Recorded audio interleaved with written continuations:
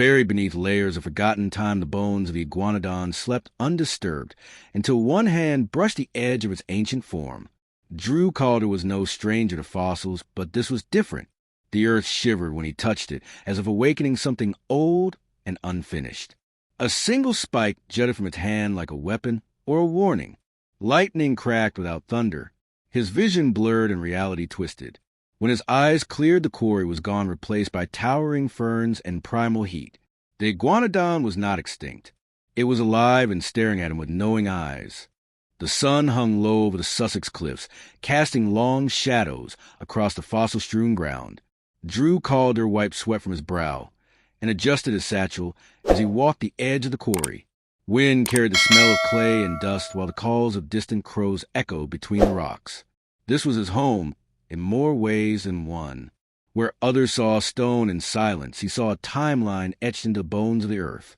Drew was a paleontologist, 35 years old, lean, quiet, and tireless. The kind of man who spoke more with his eyes than his mouth. He had spent the last decade studying fragments, cataloging remains, and writing papers that only a few had ever read. Still he believed, not in glory or fame, but in truth, in what the earth could reveal if only someone listened. His crew was small and temporary, interns on summer contracts. He knew their names and tried to remember their birthdays, but most would be gone by fall. Only Carla stayed on longer than one season. She was precise, thoughtful, and better with tools than any man on the site. She carried a field journal, like it was scripture, and she never let Drew forget a detail. They had been working the quarry since May. What began as routine soon became strange. Soil layers seemed disrupted. Fossil patterns appeared inconsistent with the expected strata. Carla noticed first.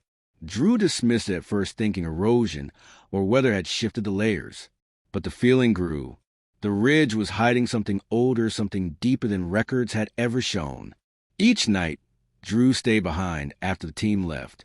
He would walk the lines they had dug, scanning the rock walls and talking aloud to bones like they might answer back. It was obsession.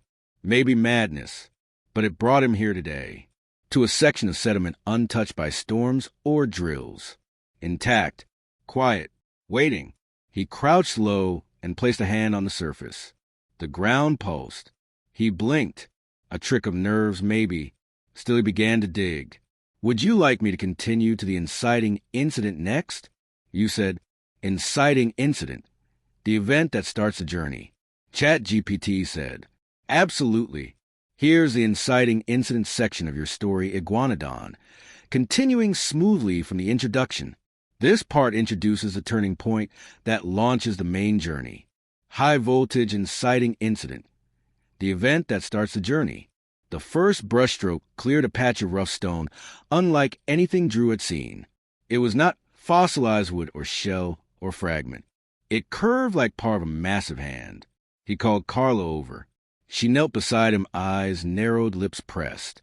They worked in silence, their brushes, sweeping with care until the shape became clear. A hand, massive, 3 fingers spread with impossible symmetry. The middle knuckle cracked as if still healing, and at the side a single spike jutted like a blade or a warning. Not a claw, a thumb. Carla froze. That's Iguanodon. Drew said nothing. He knew. The data ran through his mind. Early Cretaceous. Herbivorous. Bipedal with a thumb spike, likely used for defense. They had uncovered bones before, but never like this. Never this intact. Carla stood and took a step back. Her voice trembled. This is full skeleton level. Maybe more. He reached out, fingers trembling, and touched the spike. That was when everything shifted. A sound roared in his skull. Not heard with ears, but felt through bone and blood. The world tipped. The wind stopped. Heat rushed up from the ground like breath from an unseen mouth. Drew gasped and fell back. His vision spun. Carla's voice called from somewhere far away. Then silence. He opened his eyes. The sky was wrong. The light sharper. The air wet and heavy. Trees rose around him taller than anything in Sussex. The quarry was gone. A deep bellow rumbled from the forest ahead. And through the mist stepped the Iguanodon.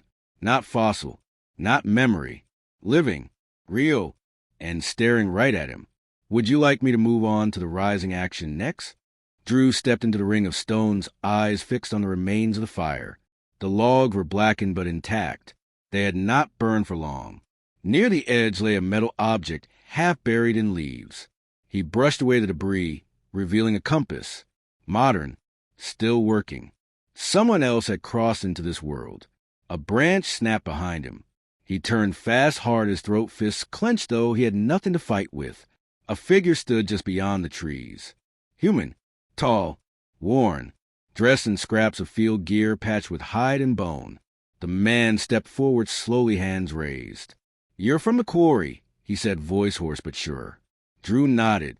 The man approached and sat on a stone without speaking more. His beard was thick and gray. His boots were stitched together from different eras. One side of his face bore a long scar running from temple to chin. "They don't let you leave," the man said after a long pause. "The land, the creatures, the time itself, it keeps you." Drew crouched beside him. "You've been here long?" "Time doesn't pass the same here," he said. "I was 12 when my father vanished. 40 years ago, he touched the same fossil, same spike, same place.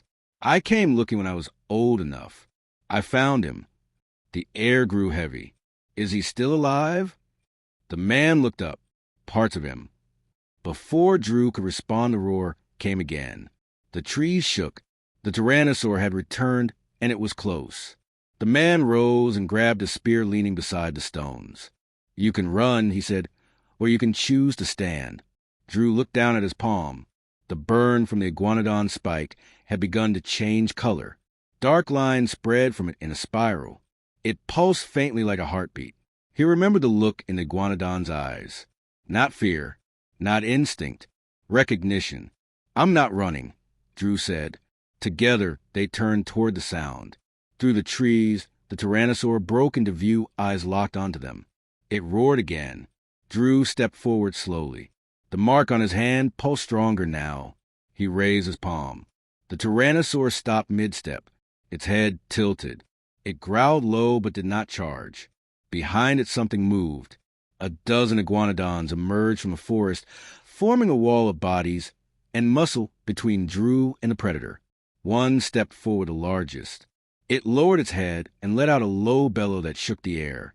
The Tyrannosaur growled again, then turned slowly and vanished into the forest. Silence. The man stared at Drew. "You're not like the others," he said. "It chose you." Drew nodded. His hand still burned. This was no accident. The past had not pulled him here to study. It had called him to choose. And he had chosen to stay. The iguanodons stood silently, their massive forms blocking the last echoes of the Tyrannosaur's roar. Drew felt no fear as he walked among them. One brushed past him slow and deliberate, its skin rough, like bark its breath warm. He moved to the largest one, the same creature he had first seen after crossing through time. It lowered its head. He reached out and touched the base of its spike. The pulse in his hand surged stronger this time, not painful, but steady and alive. The spiral mark glowed faintly, then faded. The connection was complete. The herd turned and walked back into the trees. Drew followed.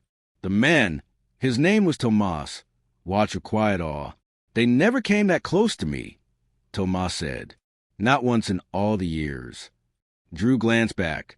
"You weren't marked," he said. Together, they moved with the herd for hours. Drew asked questions. Tomas answered what he could. Others had come before. Some stayed. Most disappeared. Some were taken by predators or time or madness. None had the mark. They reached a ridge where stone met jungle. From the edge, they could see the river curling through the valley below and the distant outline of more creatures moving across plains untouched by man. Drew sat on the stone. He no longer wondered how to get home. Instead, he wondered why the iguanodon had chosen him, what it wanted, what this world meant.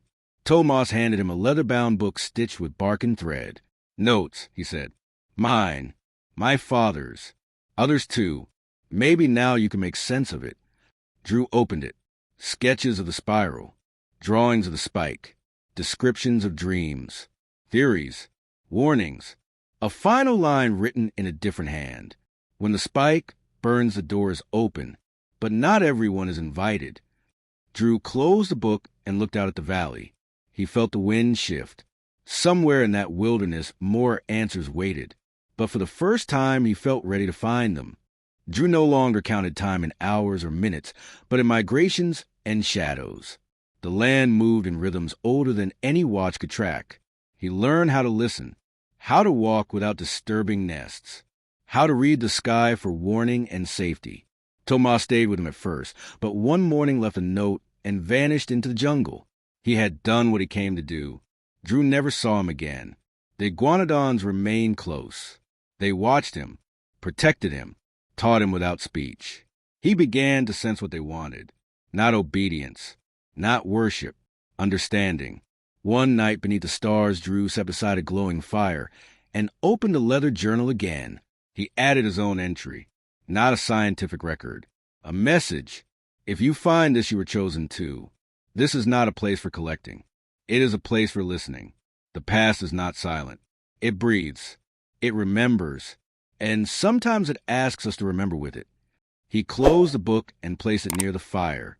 Then he stood and walked beyond the trees into the dark where the iguanodon waited. It turned and led the way. He did not look back. In the world he came from, his name might fade from papers and journals. The quarry would be filled or forgotten. But here among the first giants of Earth, he had found his place, not to conquer, not to explain, but to witness, and to be part of the story the bones had always tried to tell.